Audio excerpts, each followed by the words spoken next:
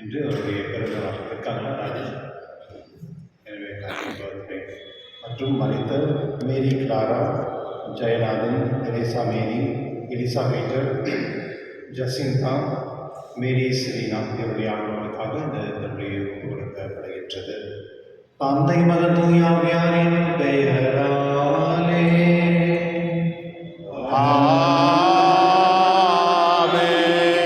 நம் ஆண்டவராகிய இயேசு கிறிஸ்துவின் அன்பும் கடவுளின் அன்பும் தூய ஆவியாரின் நட்புறவும் உங்கள் அனைவரோடும் இருப்பதாக. உம் ஆன்மாவோடும் இருப்பதாக. கிறிஸ்துவனுடைய ஒருவேளை நம்ம நிறைய கடன் வாங்கிட்டோம்னா அந்த கடனை தீர்க்கிறதுக்கு ரொம்ப கஷ்டப்படுறோம். இன்னைக்கு நாட்டில் அப்படிதான் நிறைய பேர் பிஸ்னஸ் மேன்லாம் நிறைய கடன்லாம் வாங்கிட்டு கடன் தீர்க்காம ஊரை விட்டு போயிட்டு இருக்காங்க. இதே மாதிரி தான் நம்முடைய வாழ்க்கையில் மன்னிப்பு கூட கடவுள்கிட்ட நம்ம தவறுகளை செய்யும் பொழுது நிறைய தவறு செஞ்சுட்டா கடவுள்கிட்ட கேட்கும் பொழுது கடவுள் நம்மளை மன்னிப்பார். அது எவ்வளோ பெரிய தவறாக இருந்தாலும் அது கடன் போல தான். இந்த நற்செய்தி இன்னைக்கு நம்மளுக்கு இத்தகையான ஒரு நற்செய்தி நமக்கு தருகிறது. நாம் செய்த பாவங்களுக்காக மன்னிப்பு கேட்டு திருவிழா நாம் கொள்ளுவோம். எல்லாம் உள்ள இறைவனும் சகோதர சகோதரி மனமும் நான் பாவியினை ஏற்றுக்கொள்கின்றேன். ஏனெனில் சிந்தனையாலும் சொல்லாலும் செயலாலும் கடமையில் தவறியதாலும் பாவங்கள் பல செய்தேன். என் பாவமே என் பாவமே என் பெரும் பாவமே. ஆகையால் இப்பொழுதும் கன்னியான புனித மரியாவையும் வானதூதர் புனிதர் அனைவரையும் சகோதர சகோதரிகளே உங்களையும் நம் இறைவனாகிய ஆண்டவரிடம் எனக்காக வேண்டிக் கொள்ள மன்றாடுகின்றேன். எல்லாம் உள்ள இறைவன் நம் மீது இறக்க வைத்து நம் பாவங்களை மன்னித்து நம்மை நிலை வாழ்வுக்கு அழைத்து செல்வராக. ஆமென்.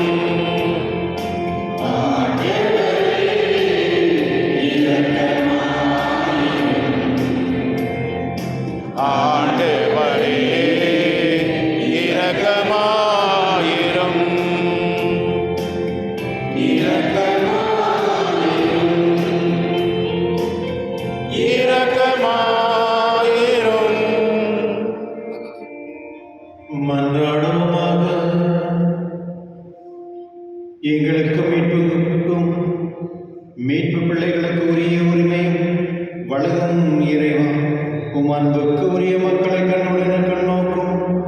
அதனால் கிறிஸ்துவ நம்பிக்கை கொண்டுள்ள உம் மக்களுக்கு உண்மையான விடுதலையும் நிலையான உரிமையும் பெற்றியும் அளிப்பெறுவாக. உம்முடைய தூய ஆவியாரின் ஒன்றில் இறைவனாய் என்றென்று வாழ்ந்து ஆட்சி செய்கின்ற எங்கள் ஆண்டவரும் உம் திருமகனாகிய இயேசு கிறிஸ்து வழியாக உம்மை மன்றாடுகின்றோம். ஆமென்.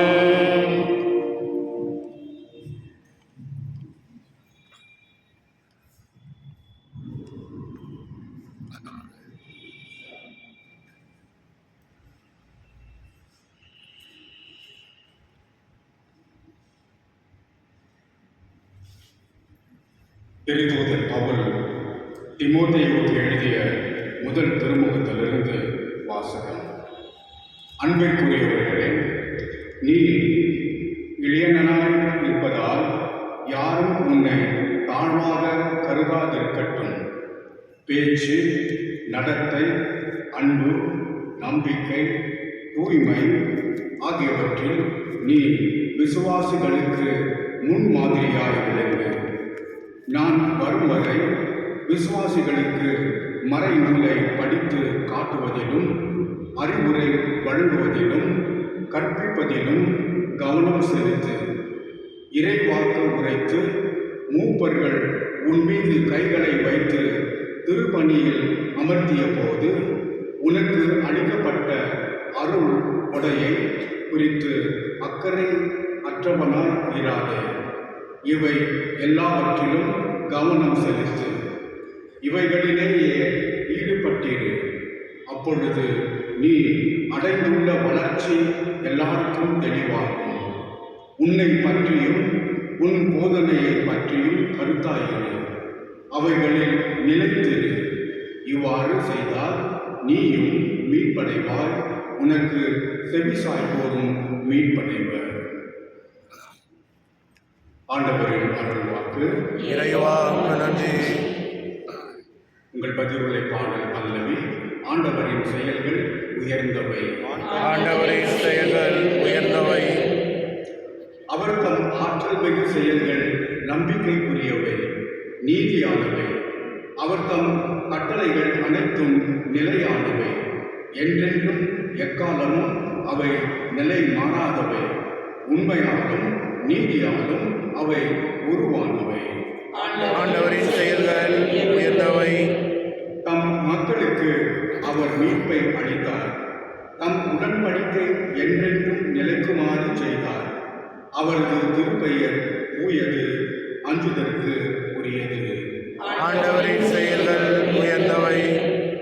ஆண்டவர் பற்றிய அச்சமே ஞானத்தின் தொடக்கம். அவர் தம் கட்டளைகளை கடைபிடிப்போர் நல்லறிவு உடையோர். அவரது புகழ் என்றென்றும் நிலைத்துள்ளது. ஆண்டவரின் செயல்கள் உயர்ந்தவை. அனைவரும் எழுந்திருப்போம்.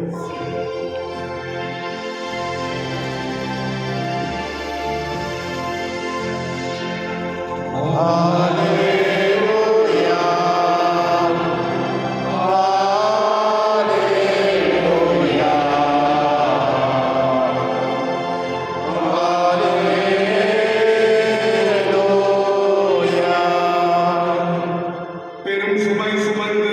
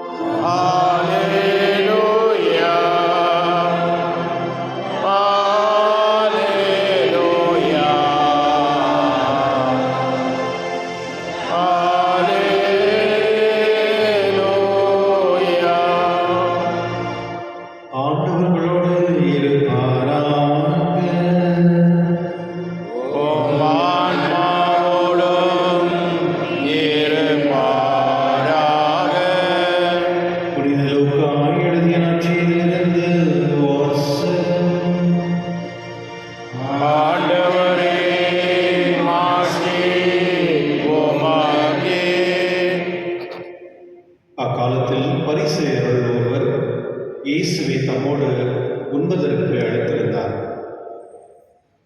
அவரும் அந்த பரிசேயருடைய வீட்டிற்கு போய் பந்தியில் அமர்ந்திருந்தார்.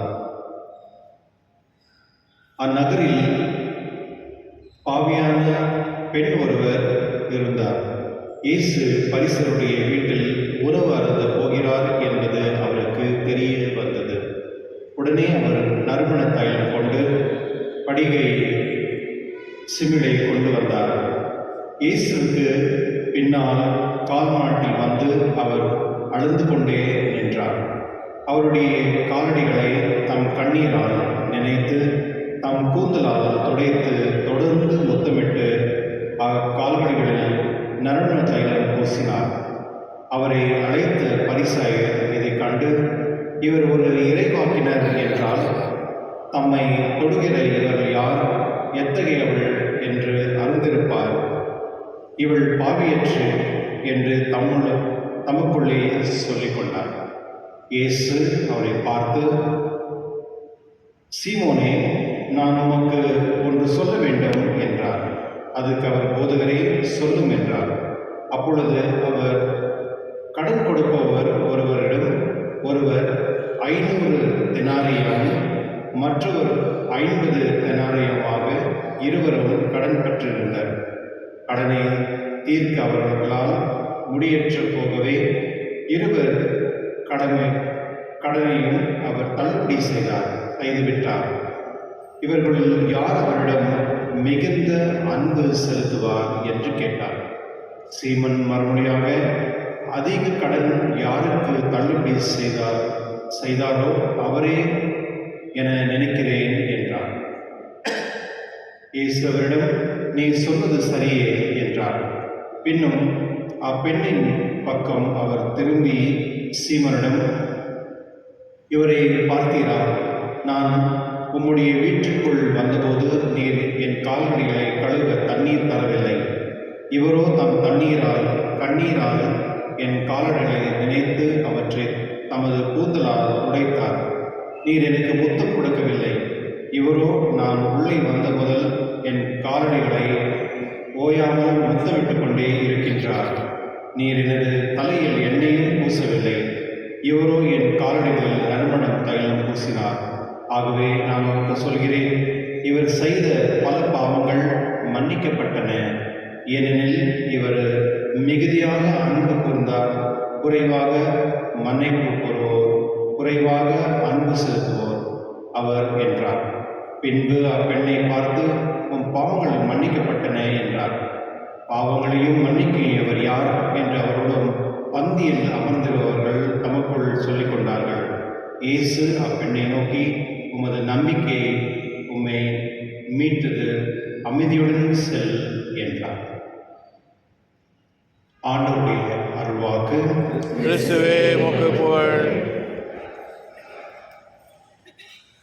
கிறிஸ்துவர்களே, ஒரு பெரிய பிஸ்னஸ் மேன். அவரோட 2 பசங்க இருந்தாங்க. அவங்க அம்மா ரொம்ப ரிலீஜியஸான பயபக்தியோட எப்போதுமே கடவுள் அப்படின்னு சொல்கிற இதில் இருந்தவங்க. அந்த 2 பசங்களையும் அந்த அம்மா ஒரு ஞானிகிட்ட கொண்டு போயிட்டு இருக்கிறாங்க.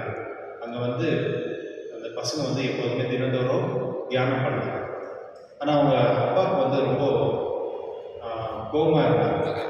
ஃபர்ஸ்ட் ஆஃப் ஆல் நான் பிஸ்னஸ் பண்ணுறேன், அந்த பசங்க பிஸ்னஸ் பண்ணுறது கற்றுக்கினாங்கன்னா அவங்க யூஸ்ஃபுல்லாக இருக்கும். ஆனால் இவங்க சும்மா அங்கே மெடிடேஷன் மாதிரி போயிருக்கிறாங்க அப்படின்னு ரொம்ப கோவப்பட்டு, சரி அதனால் அந்த பசங்களுக்கு சொல்கிறாரு. பசங்க கேட்குறதில்ல. அவங்க சொல்கிறாங்க, இல்லை எனக்கு ரொம்ப நல்லா இருக்காங்க போகிறது அப்படின்னு. ஒரு நாள் அது ரொம்ப கோபமாக அந்த ஞானிகிட்ட போகிறாரு. போனால் அவர் தியானம் பண்ணிட்டு இருக்கார். தியானம் பண்ணிட்டு இருக்கும் பொழுது அவர் எழுப்ப ட்ரை பண்ணுறாரு. அவர் தியானத்தில் ஏற்றில்லை. அதனால் போயிட்டு முகத்துக்கிட்ட போயிட்டு அப்படியே துப்பிடுறாரு அவர் மேலே. அது ஆயிட்டத்துக்கு அங்கே இருக்கிறவங்கெல்லாம் பார்த்துட்டேன்னா இந்த ஆள் எந்த மாதிரி அசிங்கமாக பண்ணியிருக்கிறாரு அப்படின்ட்டு நினைக்கிறாங்க. அவங்க பசங்களும் நினைக்கிறாங்கன்னா எங்கள் அப்பா இந்த மாதிரி எவ்வளோ அசிங்கமாக நடந்துக்கிறாரு அப்படின்ட்டு. அதாயிட்ட பிறகு அவர் வந்துடுறாரு. வந்த பிறகு அந்த நைட்டு அவரால் தூக்கமே வரதில்லை.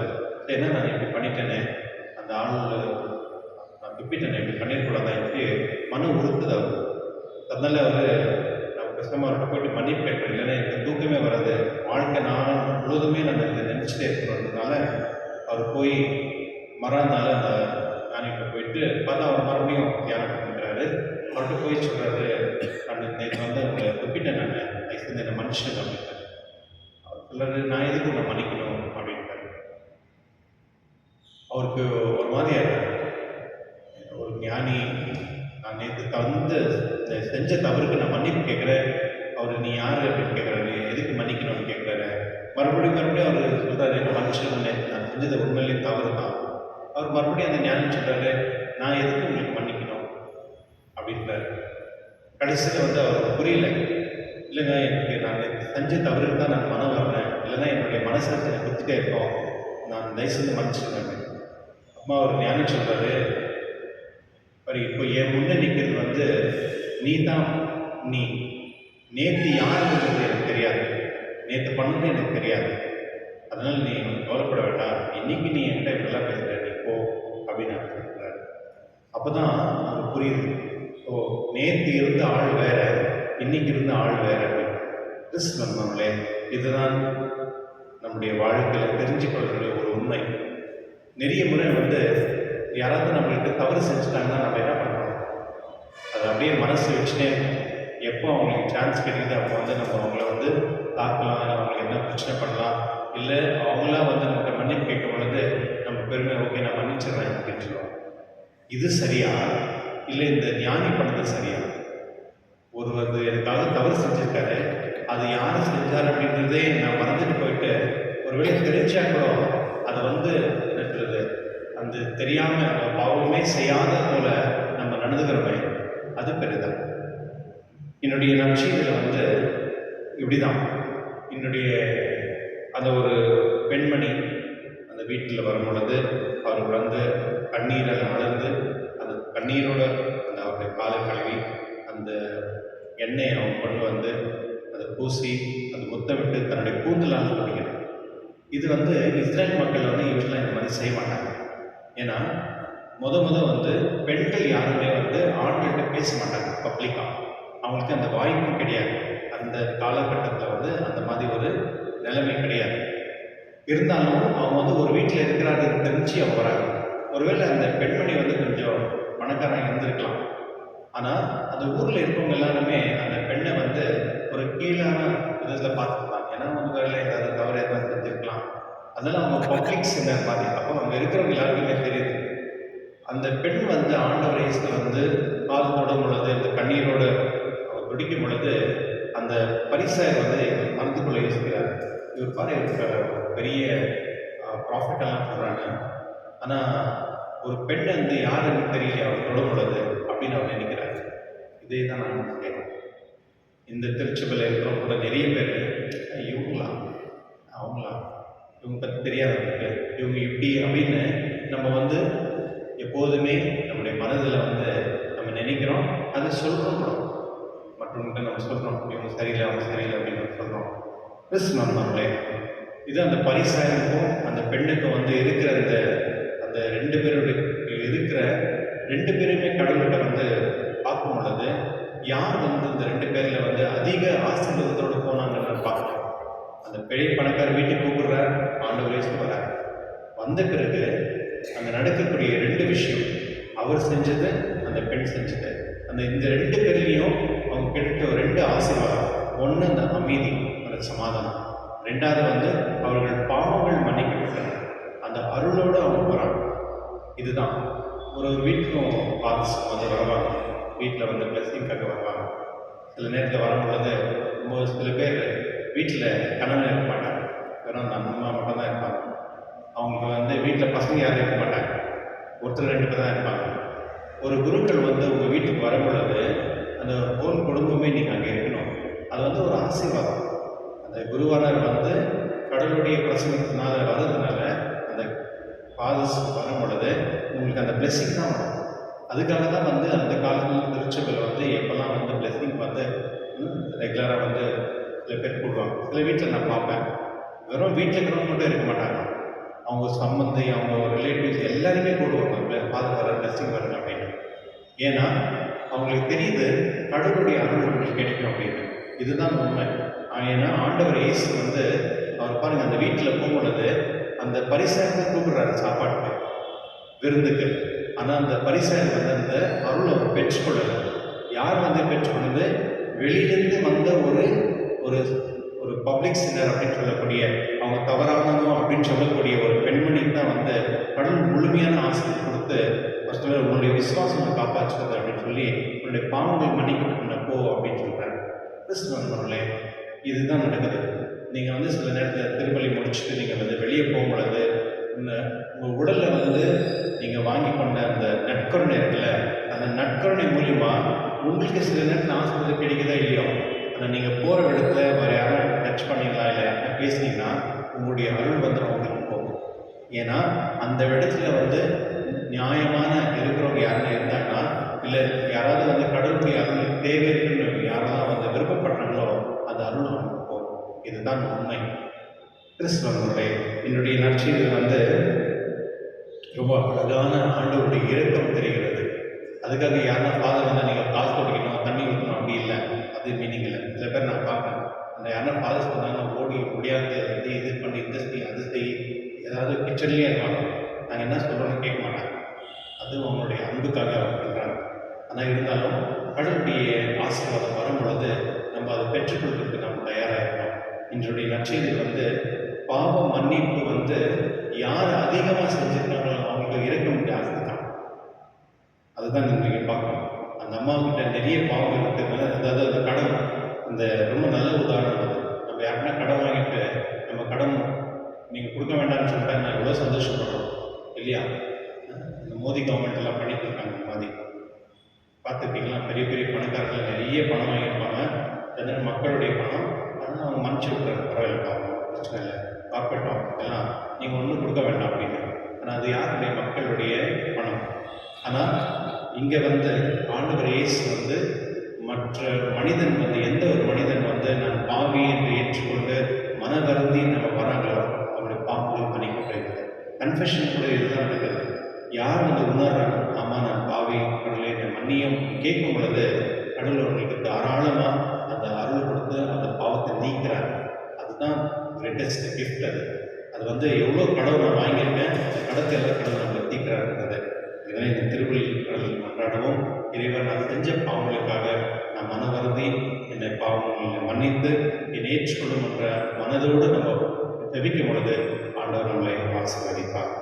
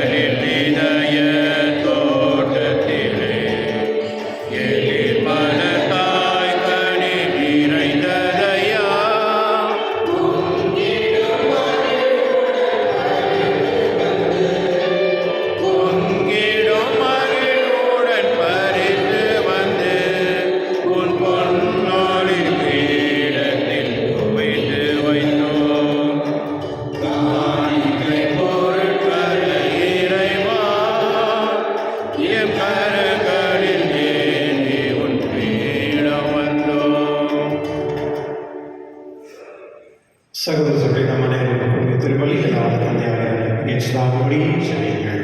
ஆண்டவர் தமது பெயரின் புகழ்ச்சிக்காகவும் ஆட்சிக்காகவும் நமது நன்மைக்காகவும் புனிதத்திலாவை அனைத்து நலனுக்காகவும் உமது கையிலிருந்தவளே ஏற்றுக்கொள்வாராக.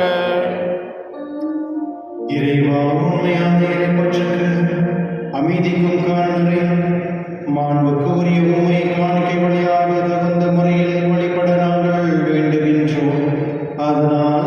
மறைநிலைகளில் உண்மையான உணர்வோடு பங்கேற்பதன் வழியாக நாங்கள் ஒன்றுபடுவோமாக. எங்கள் ஆண்டவராக கிறிஸ்து வழியாக உம்மை மன்றாடுகின்றோம். ஆமென். ஆண்டவரோடு இருப்பாராக.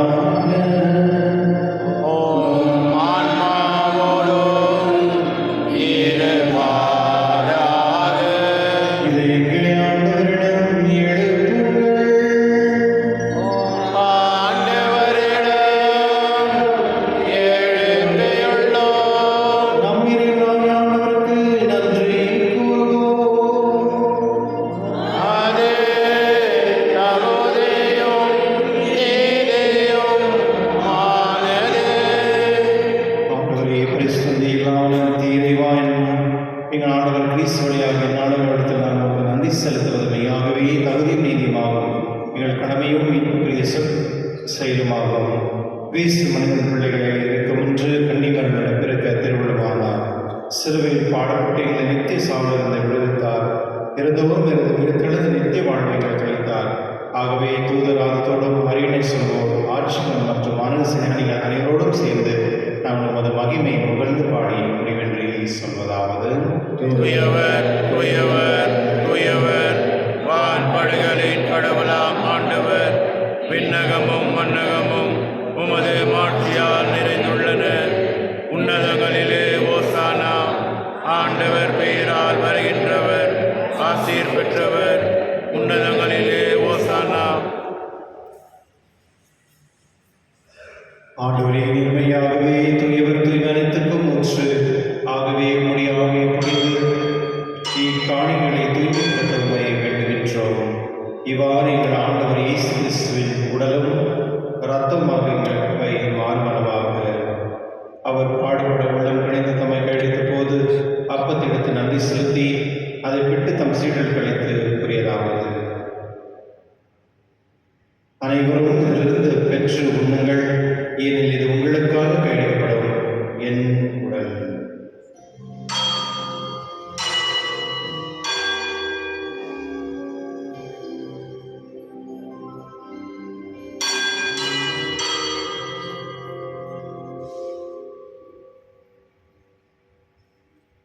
அவனமே இறுதி அறுதிய பின் கிண்ணத்தையும் எடுத்து மீண்டும் உமக்கு நன்றி கூறி தம் சீடர்களுக்கு அளித்தவர் கூறியதாவது: அனைவரும் இதிலிருந்து பெற்று பிறகுங்கள், ஏனெனில் இது புதிய நிலையான உடன்படிக்கைக்குரிய என் ரத்தத்தின் கிண்ணம். இது பாவ மன்னிப்புக்கென்று உங்களுக்காக பலருக்காகவும் சிந்தப்படும். இதை நினைவாக செய்யுங்கள்.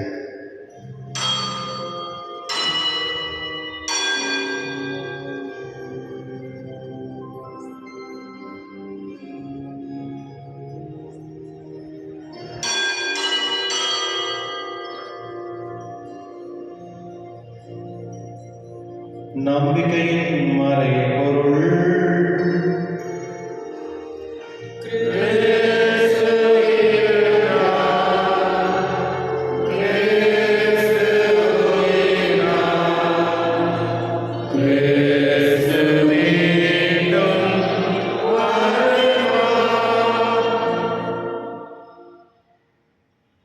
ஆகவே ஆண்டவரே, நாங்கள் கிறிஸ்துவின் இறைப்பினையும் உயிர்ப்பின் நினைவு கூர்ந்து வாழும் தன் அப்பத்தை மீட்பளிக்கும் கிண்ணத்தையும் உமக்கு ஒப்புக் கொடுக்கின்றோம். உம் திருமணம் என்றும் உமக்கு ஊழியக்கூடிய தகுந்தோடு நினைகளை ஏற்றுக்கொண்டீர். எனவே உங்கள் நன்றி செலுத்துகின்றோம். மேலும் கிறிஸ்துவின் உடலிலும் ரத்தத்திலும் பங்கு கொள்ளும் எங்களை தூய ஆவியில் வந்து சேர்க்க வேண்டும் என தாழ்மையுடன் கொண்டாடுகின்றோம். ஆண்டவரே, உலகெங்கும் பரவி இருக்கும் ஒரு திருவாவை நினைவு கூர்ந்தல். எங்கள் திருத்தந்தை எலியோ, எங்கள் ஆயர் பீட்டர், எல்லா திருநிலையராகிய அனைவரோடும் அந்த திருவாவை அன்பில் நிறைவேற செய்தார்கள். மேலும் உயிர்கள் எதிர்நோக்குடன் தூயில் கொள்ளும் எங்கள் சகோதர சகோதரியும் இறந்தோர் அனைவரும் இரக்கத்துடன் நினைவு கூர்ந்து உமது திருமுள்ளில் ஒளியில் ஏற்றலும்.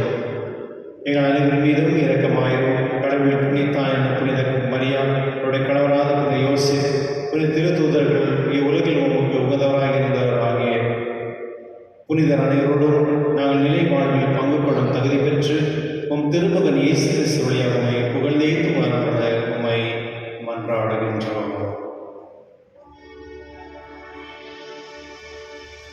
இவர் வழியாக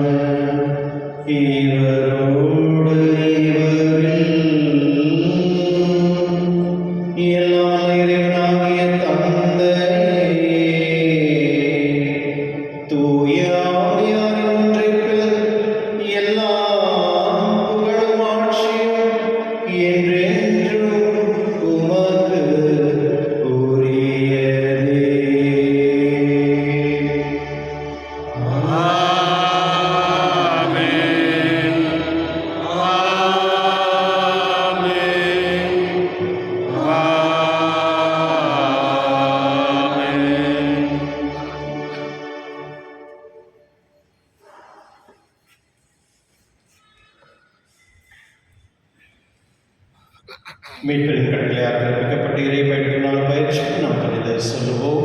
விண்ணோருக்கு எங்கள் தந்தையே, உமது பெயர் தூயதென போற்று வருக, உமது ஆட்சி வருக, உமது திருவுளம் விண்ணுலகில் நிறைவேறுவது போல மண்ணுலகிலும் நிறைவேறுக.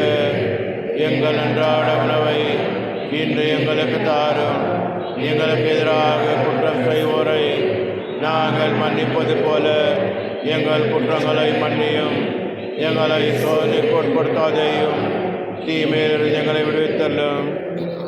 ஆண்டவரே இயேசு கிறிஸ்துவே, ஆண்டவரே தீமனித்திருந்தும் எங்களை விடுவித்து எங்கள் வாழ்நாளில் அமைதியும் கனியும் நாங்கள் மன்றாடுகின்றோம். உமது இரக்கத்தின் உதவியால் நாங்கள் பாவத்திலிருந்து எப்பொழுது விடுதலை பெற்று யாதொரு கலக்கமின்றி நலமாயிருப்போமாக. நாங்கள் எதிர்நோக்கி இருக்கும் பேரின்பத்திற்காகவும் மீட்பராக இயேசு கிறிஸ்து வருகைக்காகவும் காத்திருக்கின்றோம். ஏனெனில் ஆட்சியும் வல்லமையும் மாற்றியும் என்றென்று உமது. ஆண்டவரே இயேசு கிறிஸ்துவே, அமைதி உங்களுக்கு விட்டு செல்கிறேன், அமைதி உங்களுக்கு அழைக்கின்றேன் என்று உங்கள் திருத்தொருக்கு மொழிந்தீரே. எங்கள் பாவனை பாராமல் திரு அவை நான் நம்பிக்கை கண்ணோக்கி உங்கள் திருடத்திற்கு ஏற்பதற்கு அமைதி ஒற்றுமை அளித்திருக்கிறாங்க. என்றென்று வாழ்ந்து ஆட்சி செய்கின்றவர் நீரே. ஆமென். ஆண்டவருடைய அமைதி உங்களோடும் என்றும் இருப்பதாக. ஆன்மாவோடும் இருப்பதாக. ஒரு கரூர் அமைதியை பகிர்ந்து கொள்வோம்.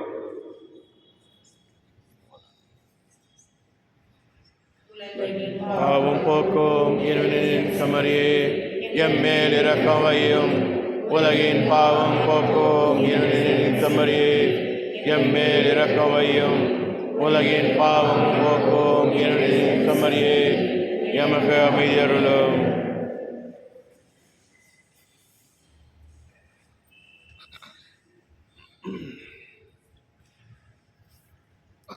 இதோ இறைவனின் செம்மறி, இதோ உலகின் பாவனை போக்குபவர். செம்மறின் விருது அழைக்க பெற்றோர் பேறு பெற்றோர். நாட்டவரே, நீர் திறந்தருள நான் தகுதியற்றவர். ஆனால் ஒரு வார்த்தை மட்டும் சொல்லி அருளும், எனது ஆன்மா நலமடையும்.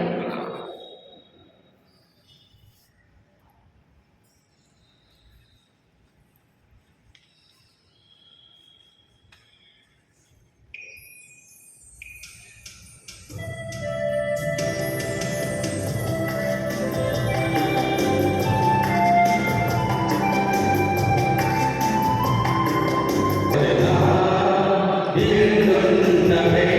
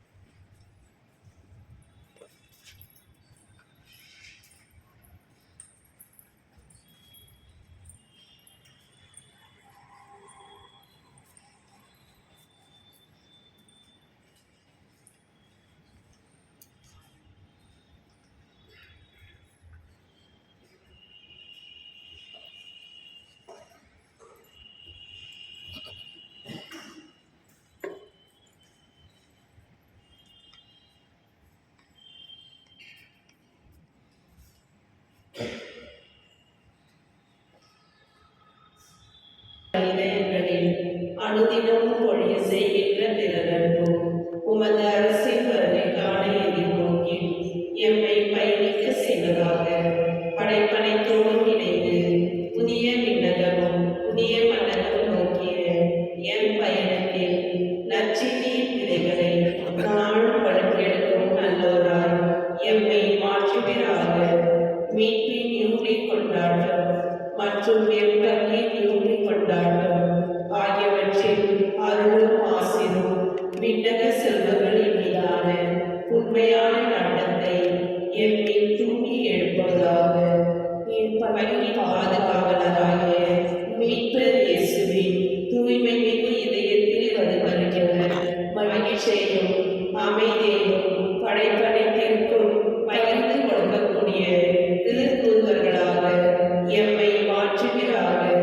எல்லா ஆட்சியும் புகழும் ஆராதனையும் உமக்கே உரித்தாக்குக.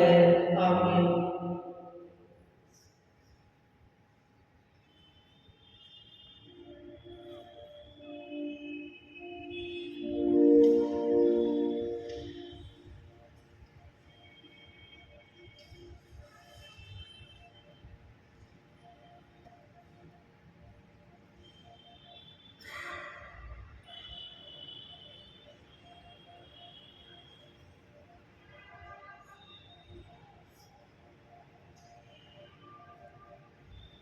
மன்றாடுவோமாக.